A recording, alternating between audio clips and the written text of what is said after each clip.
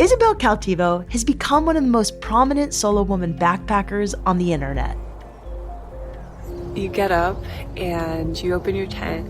You're at a pristine location. You're far away from the city. You're far away from work, from school, from all these stresses of normal life. And you're out here with no Wi-Fi, and all you can do is enjoy the space around you. I love backpacking, and I would love to do as much as I can, and I would love to help other people get outside. Isabel has gone viral for making vulnerable and educational videos about her day trips and thru hikes. She posts gear and trail recommendations, as well as immersive videos that bring viewers along on her adventures. Her most popular TikTok is about how she got into solo backpacking. Many hikers prefer to travel in groups for safety, company, and to help ease the weight of their packs. Even the most seasoned hikers might only take a solo trip every once in a while. While Isabel has only been backpacking for 5 years, she takes almost all of her adventures alone. I'm Shelby Stanger, and this is Wild Ideas Worth Living, an REI Co-op Studios production brought to you by Capital One. Based on Isabel Cautivo's videos, you'd think she spends her time traveling around the world to the most beautiful locations. And while she has gone on a few international backpacking trips, Isabel also knows that sometimes the greatest natural beauty is right in her own backyard. In fact, she got into the outdoors by spending time in her neighborhood parks. Isabel Cautivo, welcome to Wild Ideas Worth Living. I'm really excited to talk to you. I'm really excited to be here. I'm just honored and grateful to be a part of this. Thanks for having me. How did you get into the outdoors? How did you develop such a love for it?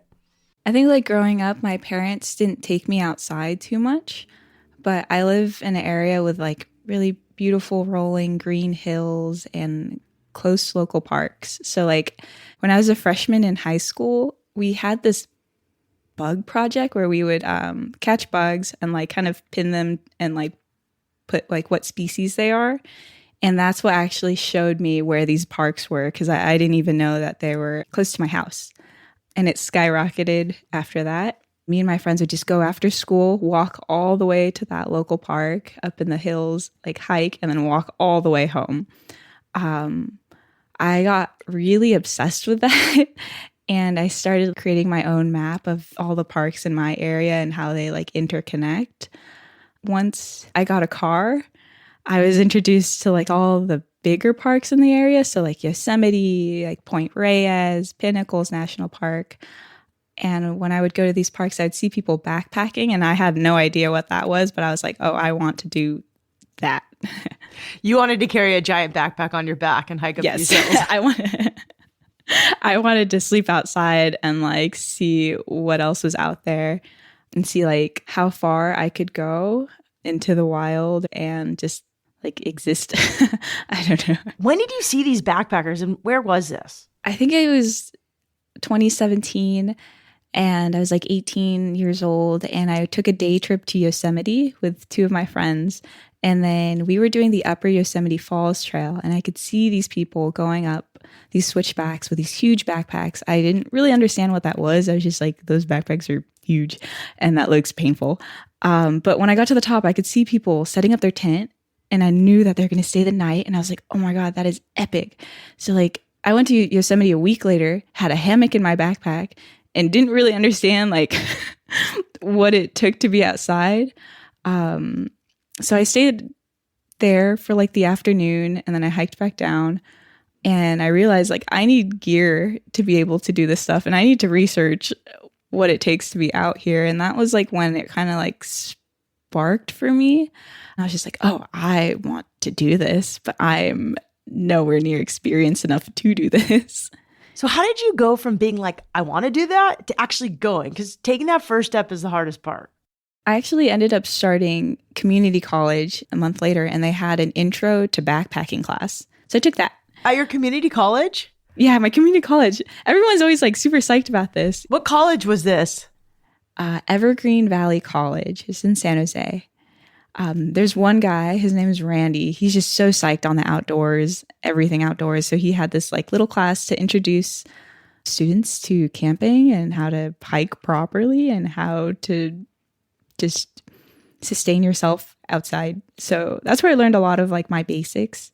And after the community college trip, I went backpacking with the people in that class because they've gone on trips before. So they showed me the ropes on like how to properly backpack. And then once I like learned all I needed to know, I started to take my friends who have never gone backpacking before. And it was just a ton of fun, like showing like my friends who have never gone. Like most of my friends were all first generations. All of our parents are immigrants. So we never really like learned much about the outdoors. We were all introduced to it like just from a friend or like from word of mouth or like seeing it if we went on these day trips. So none of them backpacked. And once I took my friends enough times, I felt comfortable going on my own. A lot of people might be intimidated to go backpacking by themselves. But Isabel has always enjoyed the solitude of quiet mornings in the wilderness, the meditative rhythm of her own footsteps, and how confident she feels when she finishes a solo trek. After gaining as much experience as she could in class and going on trips with friends, Isabel made the decision to try her first solo adventure. The first time you ever went solo backpacking, where'd you go? I went to a lake a little bit outside of Lake Tahoe. I think it was called Lake Sheeler. It was a very short trail. It was like 0.5 miles to the lake and then 0.5 miles back. And I've done this trail multiple times. I actually did it with my friend first, and then I went by myself, and then I took my dad like a year later. Oh, I love that. But I was very familiar with the trail, and I felt safe there. So I thought it was like a nice place to start, and it wasn't too far from civilization. Like if I needed help, like I could just go back. Yeah, that's smart. Do you have any stories from that first trip? The only thing I remember from that trip is I actually watched a horror movie like 2 days before. And then I was out there and no one was there. And like the lake looked so ominous at night. And I just tried to fall asleep before it got dark because I was pretty spooked. I stopped watching horror movies after that. But that was like a really short out and back trip. I think like a couple months later, I did my first like bigger solo trip. I ended up doing like the Trans Catalina Trail solo next. And that's like a point to point hike across the island. So you I think hike across the entire island. And I did that by myself. And I thought that worked out really well because there was like on the map, it would show where you would have phone reception. So I'd like update my parents every time I got to like a spot where there is reception.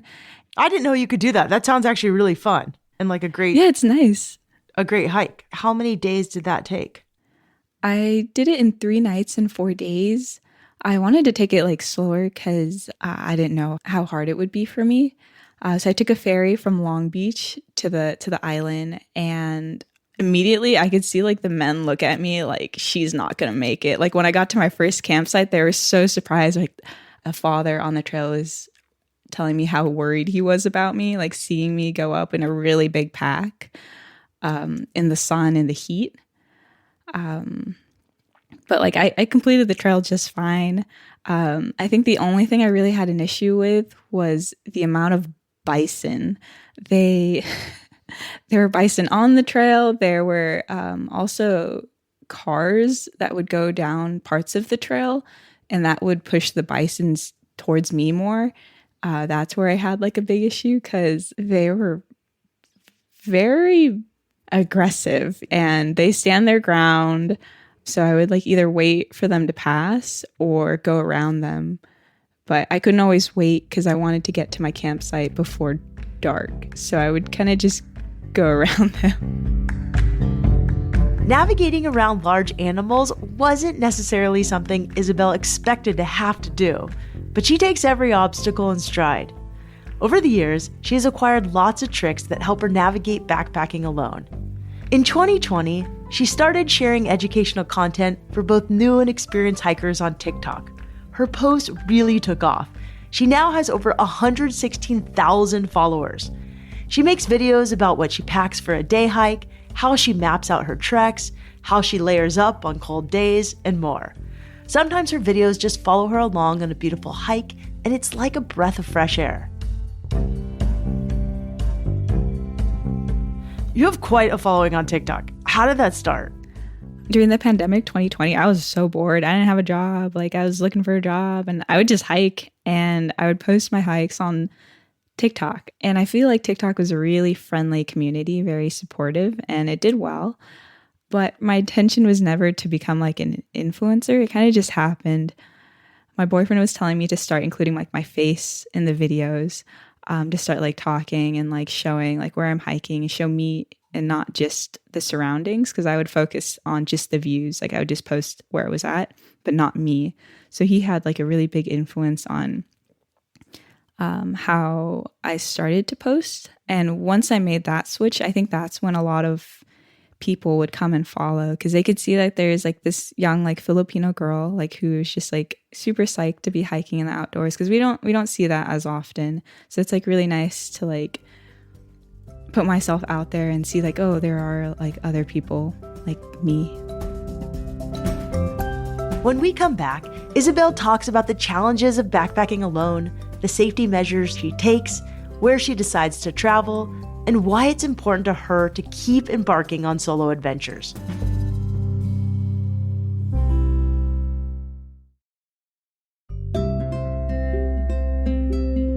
Here's a cool, wild idea.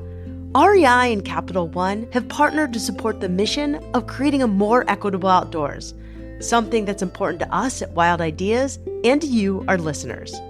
Through the REI Co-op MasterCard program, Capital One and REI donate $2 million every year to the REI Cooperative Action Fund. That donation supports more than 200 nonprofit organizations across the country working to create a more equitable outdoors for everyone.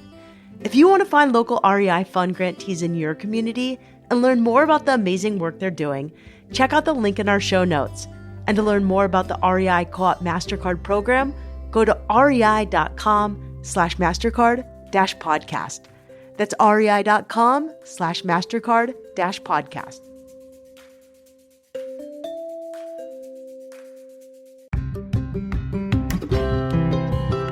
Over the years, I've learned how important hydration is in my running and surfing. It's the key to helping my body move, recover, and just have a good time when I'm adventuring outside. Things go even better when I'm well hydrated before I even get out there. Noon Hydration doesn't want you to wait to hydrate, they want you to start your adventure hydrated. Noon Sport Hydration tablets hydrate better than water alone. Just drop them in your water, dissolve, and enjoy. They contain 5 essential electrolytes and come in crisp and refreshing flavors like strawberry lemonade and lemon lime. They also have non-GMO, vegan, and gluten-free ingredients and contain 90% less sugar than the leading electrolyte drink mix. Noon hydrates you more, so you can do more, go further, and recover faster. That means you can have a heck of a lot more fun. If you're interested in giving Noon Hydration a try, head into your local REI store before your next adventure or purchase at rei.com. Anything can happen after noon. Happy hydrating!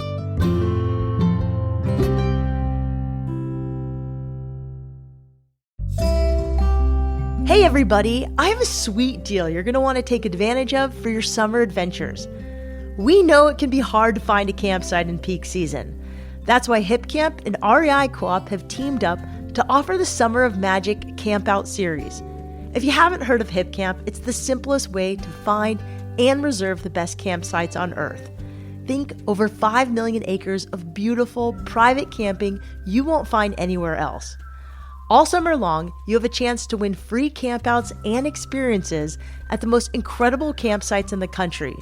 This might mean a fully loaded campout with gear and snacks, secluded spots next to beautiful waterfalls, or even the ultimate pup-friendly road trip. All you have to do is say yes to magic. Want in? Sign up at hipcamp.com/magic. You'll get notified when new experiences are announced. Once they will be awarded on a first-come, first-served basis. So make sure you're prepared and sign up today. Again, that's hipcamp.com/magic for a chance to be part of Hip Camp and REI's Summer of Magic Campout series.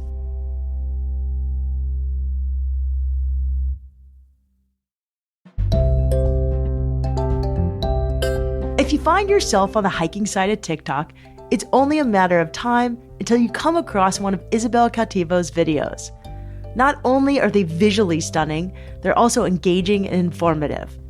Isabel's a solo hiker, which has its pros and cons. On one hand, Isabel has developed a deep personal relationship with nature. On the other, if something goes wrong, it might be harder to get help. That's why she chooses well-known treks in safer areas. You're a young woman, you're hiking alone. What kind of challenges have you had to deal with? Yeah, I think a lot of parents aren't that psyched to have their young daughter go out on her own. So I think that was one of my biggest challenges. My parents were so terrified when I would say, "Oh, I'm gonna go do this by myself."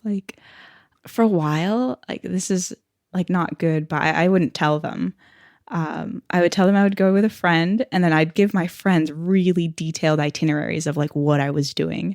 And then I was like, okay, if you don't hear from me in this amount of time, then you tell my mom. So that it never came down to that. And I was always really good about that. And after a while, when things started to build up on social media more, I had to tell my parents what was going on. And my dad is very supportive. My mom is supportive, but she still doesn't want me backpacking alone. She's always worried. I was able to get a satellite Garmin phone for Christmas 2 years ago, and that has helped ease a lot of their worries. Some people lie to their parents about going partying with their friends. You were backpacking. I feel meh. It's there's worse things to lie about. It's okay. You're alive. Now you don't lie to your parents. You have taken your dad hiking, backpacking so he can see that you're competent. But what other challenges came up? I think the fact that I was a girl and going alone worried a lot of people. When I post my trips on social media, a lot of men are just take a gun. Where's your boyfriend? Take a gun. Where's the man who's taking care of you? And I'm no, I honestly don't respond because I don't want to, but I think that kind of sucks having them comment like that, and it feels a bit demeaning. So what do you do about safety? Your parents are concerned for you, you get comments on social media, you're sometimes concerned for yourself. What kind of things do you take with you to just be safe out in the wilderness on your own? I have a small alarm system that I put on the zipper of my tent. So if someone were to pull it, it would go off. I carry bear spray, not just for bears, but also for anyone who tries to attack me. But I feel when I go outside, I usually am surrounded by like-minded people who are really friendly and not out to get you. But I don't want to be too naive because I know things do happen. So just a knife, bear spray, and that alarm system is mostly what I carry. To date, Isabel has done more than 20 solo backpacking trips. After getting out on trails near her house, she started to venture farther afield. Isabel has traveled abroad to go on some longer treks. First, she went to Iceland in the summer of 2022, and a couple of months later, she went to Europe to attempt the Tour de Mont Blanc. In January of 2024, she flew all the way to New Zealand to spend a whole month hiking. Each of these trips has helped her overcome fear to feel stronger and bolder than ever. After you do one of these trips, what does it do for your sense of confidence? Oh, I'm ecstatic. I come back and I feel so confident and so empowered. It really helps me in other areas of my life where I have less confidence because I'm oh, if I could do this outside all by myself and complete this and have fun doing it, then I can do anything or do you have any stories of that? Or examples that you can share? Yeah. So in January, I started my new job at Stanford as a microbiologist. No big deal. This past year, I had a really hard time finishing school at Stanford because everyone I was up against, they were so bright, so smart, and I just felt very little. I couldn't compete with them. So right before I started my new position, I went to New Zealand for 1 month and I went alone. I learned how to drive on the opposite side of the road and I backpacked as much as I could. So like when I was out there, I did at least 6 backpacking trips where I'd camp out in the mountains or on the coast. And that made me feel so confident coming back. Like if I could go to a new country and like hike all these trails and camp alone, I could do this position. It just helped me realize that I am capable of doing like these hard things. You know, when I graduated college, I graduated a semester early and I also went to New Zealand. I went to Fiji, Australia, New Zealand, and it was awesome. That was probably one of the best countries to be a solo traveler. People are super nice. Yeah, I totally agree. I think like just New Zealand was the smart choice. Like I went there because it's summer there during our winter, but the people there were so kind. Like I would love to live there if I had the chance to. And their trails are great. Like they have a great trail system. Everything's really maintained and organized. And there's no predators. So I think that was just this like so great. No bison. So what's the longest solo backpacking trip you've done? I attempted to do the Tour de Mont Blanc through France, Italy, and Switzerland. So I completed the France and Italy portion. So I think this trail is over 100 miles. But I got salmonella on the trail. Oh no, poor thing. So I finished half of the trail. So I was around 50 miles in before I called it quits. How do you think you got salmonella? From water or from food? I definitely from the water. I think this was a pretty rookie mistake. I started in Chamonix and I was asking people who just finished the trail, like, oh, what piece of gear do you think I could leave behind? Like, what did you not use? And one guy said, don't bring your water filter. Like, there are faucets like along the trail that you can drink from, and those are like completely safe. And I was just like, okay. And I left that behind. Turns out like I was doing a somewhat different trail than they were, and they also stayed at the huts the whole time, and I was wild camping.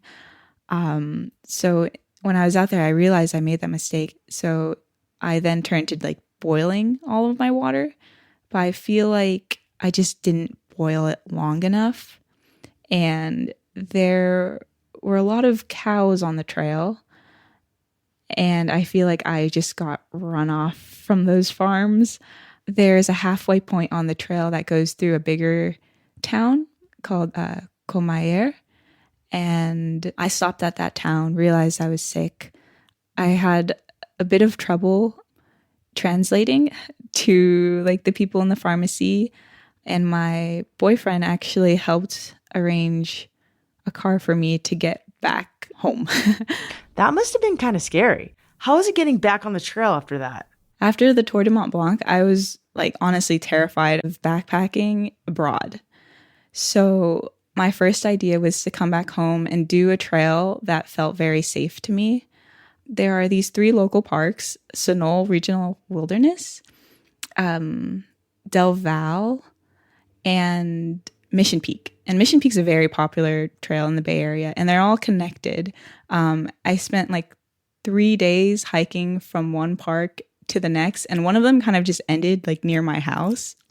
So that really helped bring my confidence back, like doing this like 3-4 day backpacking trip close to home, knowing I still know what to do outside, gave me that little boost of confidence in backpacking back after getting sick abroad.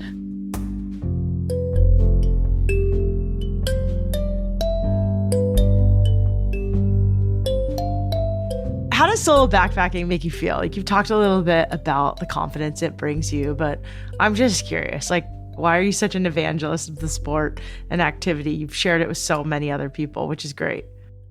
It's a really peaceful sport. I'll go out there by myself, like I'm immersed in nature. There's no like hustle and bustle like from the city. I think it's really hard in the Bay Area. Everyone's really competitive, really focused on like working their way up. So like being able to like step outside of that bubble and just remind myself like there are other areas of life that we often forget about when we're so focused on like our career and making it. So I like the peace that it brings. Since I'm really introverted and I have to like interact with a lot of people for like either like social media or like my job, it's nice to like just step away and like go outside by myself and like spend time camping in nature to like just recharge. So I'm ready to face whatever is waiting for me. Being alone almost magnifies these profound experiences sometimes that we have in the wilderness. Do you have any stories of just seeing something so beautiful in nature, whether it was an animal or a waterfall or something that you'll just never forget? Yeah, I think the first thing that came to mind was that Upper Yosemite Falls Trail. Just driving, like once you exit the tunnel and like you see the views of Half Dome and the falls, like it's so grand. And as a kid, like that just blows your mind. I think the first time of seeing that huge waterfall, and it made me feel so small, that was a big moment. Feeling like the air and the breeze from the waterfall, being able to hike to the top of it. It's huge. Like I think that was like one of like my favorite moments. When I started to solo backpack, I found a lot of island backpacking to be really fun. I loved waking up on the beach, having the whole ocean to myself, seeing the sunrise and the different colors in the sky, and like just being out in the sand by myself with like this huge ocean. I like opening up my tent and just seeing this new area that's isolated from like the rest of the world. Like I feel like I'm just out there on my own and I have this area to myself. It's very exciting. All I can hear is the sound of the river, the sounds of the birds, and the cows. This moment, like the moment I get up after camping out for the night, that's the moment that makes me really love backpacking. Isabel, thank you so much for coming on the show. Fun fact, Isabel also told me in our conversation that she met her boyfriend when he was working at REI and he helped her buy her very first pair of climbing shoes. So I guess if you're looking for love, consider stopping by your local REI. Check out Isabel's beautiful videos on TikTok at Isabel Cautivo. That's ISABEL CAUTIVO. You can also find her on Instagram and YouTube. Wild Ideas Worth Living is part of the REI Podcast Network. It's hosted by me, Shelby Stanger, produced by Annie Fassler, Sylvia Thomas, and Sam Piers-Nitzberg of Puddle Creative. Our senior producers are Jenny Barber and Hannah Boyd. Our executive producers are Paolo Motola and Joe Crosby. As always, we love it when you follow the show, take time to rate it, and write a review wherever you listen. And remember, some of the best adventures happen when you follow your wildest ideas.